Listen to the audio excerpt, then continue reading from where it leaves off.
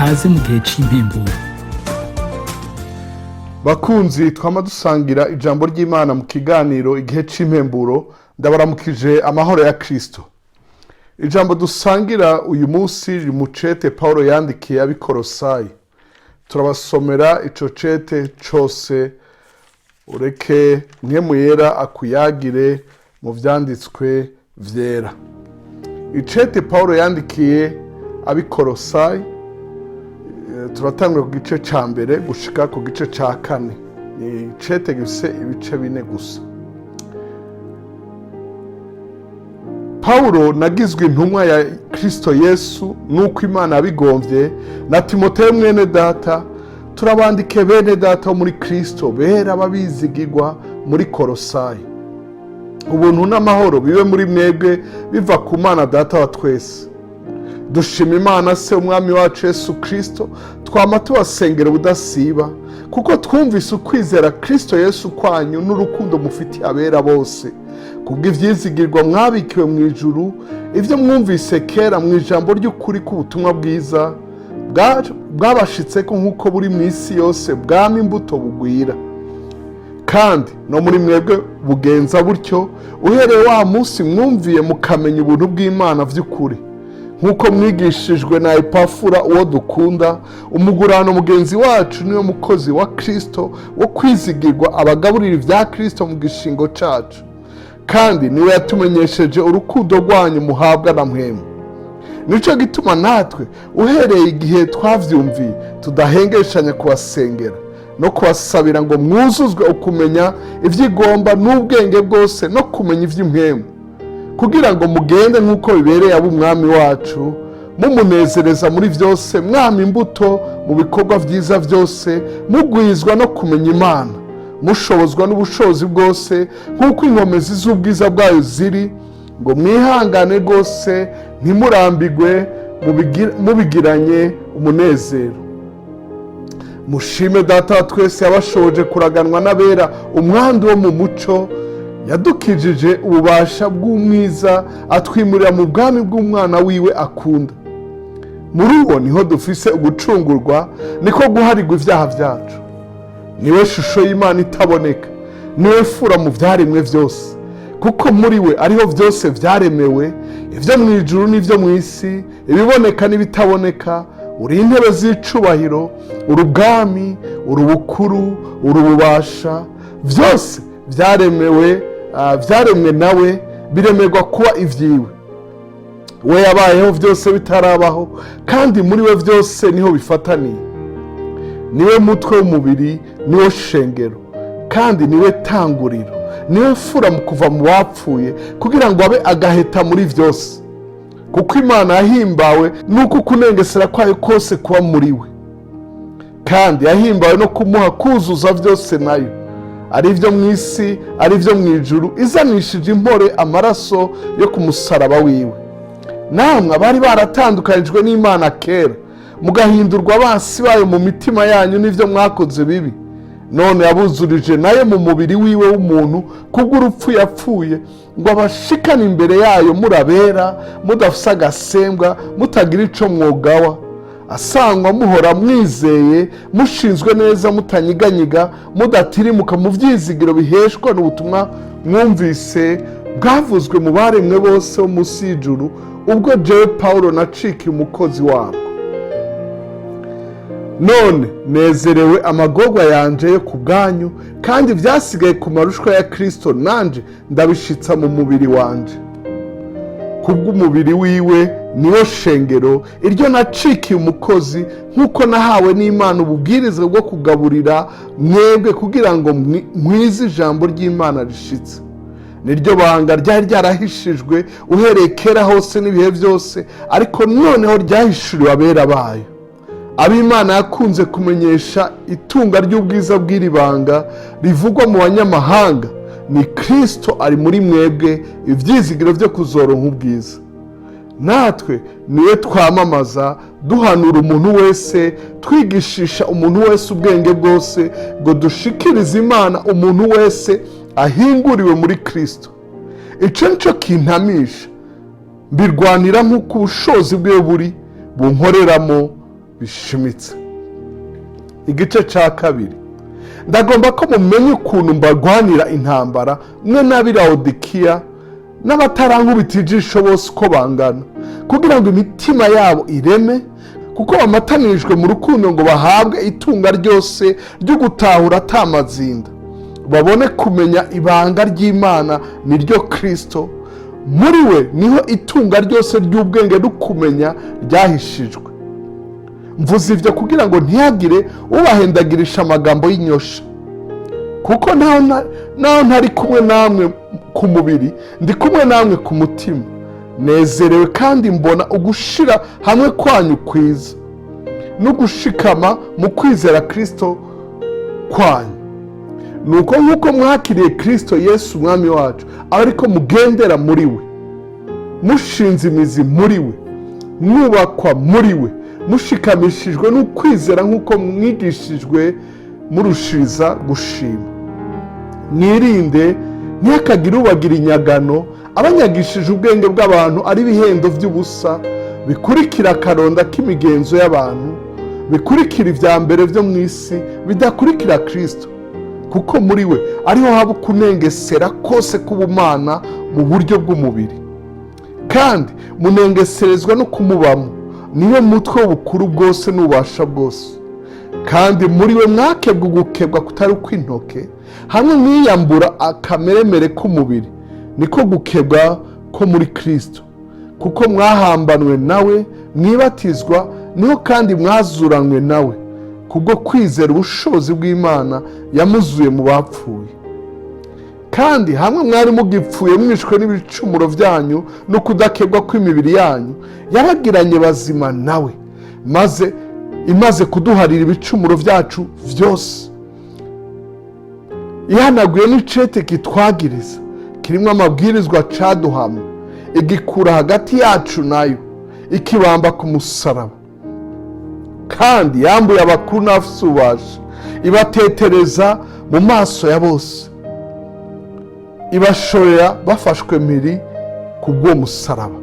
Nuko ntihakagire ubahinyura ku biribwa canke ku binyobwa, canke ku vy'iminsi mikuru, canke ku vy'ukwezi kubonetse, canke mu vy'isabato. Ivyo vyari igitutu c'ivyari biraririye kuzoza, ariko umutumba ubwawo ni uwa Kristo. Ntihakagire umuntu abagunga impera yanyu nk'uko yigombera ubwiwe, ayibagungishije kwicisha bugufi no gusenga abamarayika, aguma mu vyo yabonye gusa, atewe kwihambiriza ubusa n'ubwenge bw'akameremere kiwe, kandi atifatanya na wa mutwe, kuri wo umubiri wawo wose ufashijwe n'ingingo n'imitsi, ugateranwa neza navyo, niho uronka gukura kwawo gutangwa n'Imana. Asangwa mwarapfanye na Kristo, mukareka ivya mbere vy'isi, niki gituma mwemera kuganzwa na ya mabwirizwa nk'abazokwama bari ku isi, ngo ntugafateko, ngo ntugatamireko, ngo ntugakoreko. Kandi ivyo byose biba biheze iyo biriwe, mukumvira ivyagezwe n'abantu n'inyigisho zabo.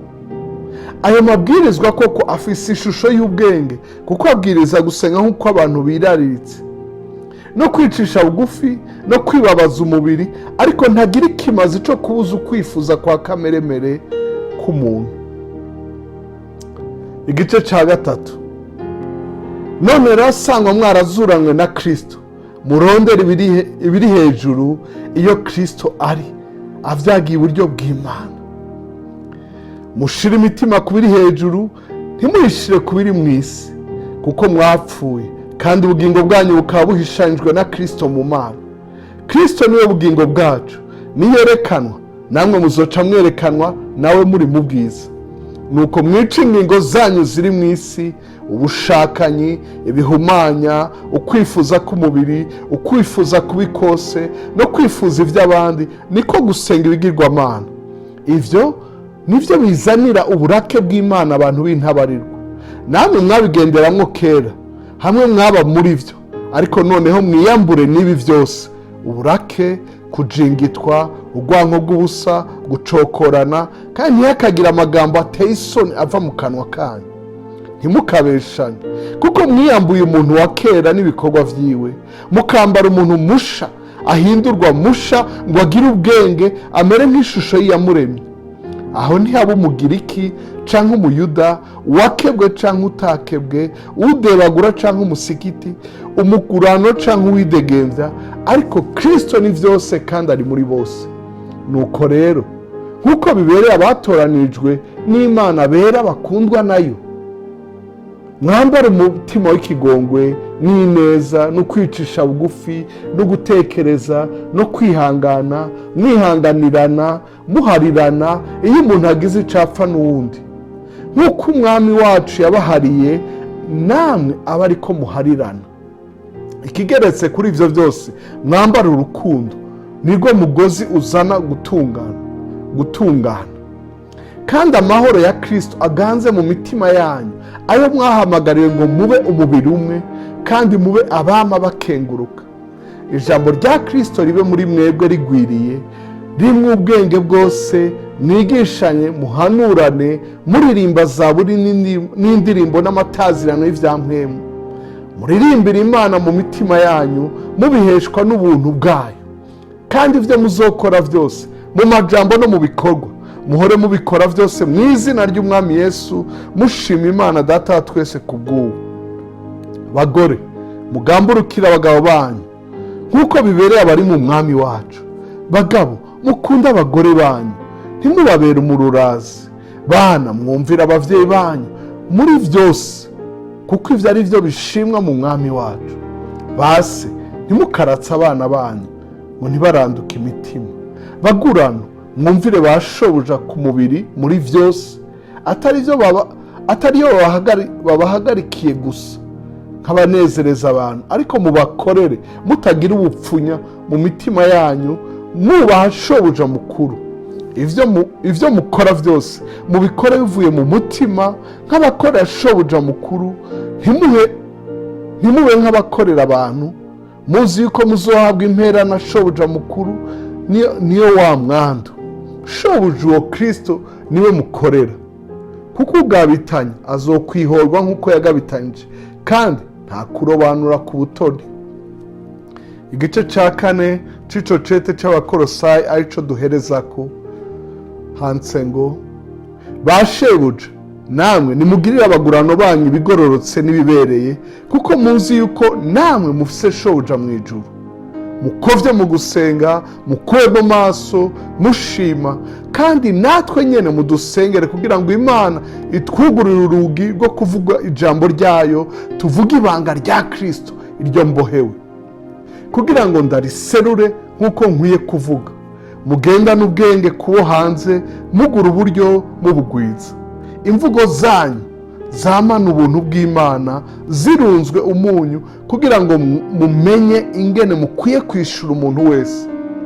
Tukiko mwene data dukunda, umukozi w'umwizigirwa, umugenzi dukorana mu Mwami wacu, azobiganira ivyanje vyose. Niwe mbatumye ko kubw'ivyo nyene ngo mumenye ivyacu, kandi ngo aremeshe imitima yanyu. Ndamutumanye na Onesimo mwene data w'umwizigirwa, uwo dukunda, yavuye iwanyu, bazobiganira ivyino vyose. Arisitariko uwo dusangiye umunyororo arabatasha, na Mariko mwene se wa Barunaba arabatasha, umwe mwabwirizwa ivyiwe. Niyaramuka aje iwanyu muze mumwakire. Na Yesu ari we Yusito arabatasha. Abo bonyene bo mu bakebwe nibo bakorana nanje kubw'ubwami bw'Imana, kandi bamaze umubabaro. Epafura w'iwanyu, umugurano wa Kristo Yesu, arabatasha. Yama barwanira mu gusenga kwiwe, kugira ngo mushikame mutunganye rwose, mumenya neza mudakekeranya ivy'Imana igomba vyose. Ndamushingira intahe yuko abagirira umwete mwinshi mwebwe n'ab'i Laodikiya n'ab'i Hierapoli. Luka, umuganga akundwa, na Dema barabatasha. Muntahirize bene data b'i Laodikiya na Nufa n'ishengero ryo mu nzu yiwe. Kandi kicete nimwaheza kugisomerwa, muze mwitwarike ko gisomerwa ishengero ry'i Laodikiya, kandi namwe muze musome ikizova i Laodikiya nyene. Kandi muze mubarire Arukipo, urabe igikorwa c'ubusuku wahawe mu Mwami wacu ucuzuze.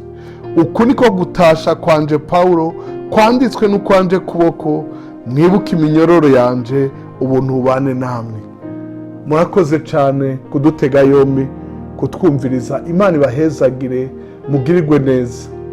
Murakoze gusangiza abandi ubutumwa bwiza, muragahezagirwa impande zose. Mu izina rya Yesu umwami wacu, amen.